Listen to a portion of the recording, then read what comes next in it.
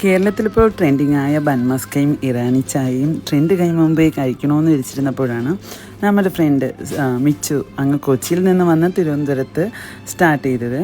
അപ്പോൾ ട്രെൻഡ് കഴിയും മുമ്പേ നമുക്ക് കഴിച്ച് നോക്കാൻ ഞാനും ഒക്കെ എത്തി. ഇതെന്തായാലും നിങ്ങളൊന്ന് ട്രൈ ചെയ്യണം കേട്ടോ.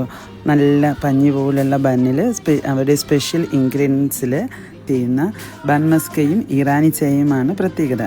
ശരിക്കും ഇത് സ്പെഷ്യൽ ഇറാനി ചായയിൽ ഡിപ്പ് ചെയ്യുമ്പോഴാണ് ഇതിൻ്റെ എക്സാക്റ്റ് ടേസ്റ്റ് കിട്ടുന്നത്. പെട്ടെന്ന് കണ്ടാൽ ക്രീം ബണ്ണിൻ്റെയൊക്കെ ഫാമിലിയിൽ പെട്ടതാണെന്ന് തോന്നും. ഓവർ മധുരമൊന്നുമില്ല.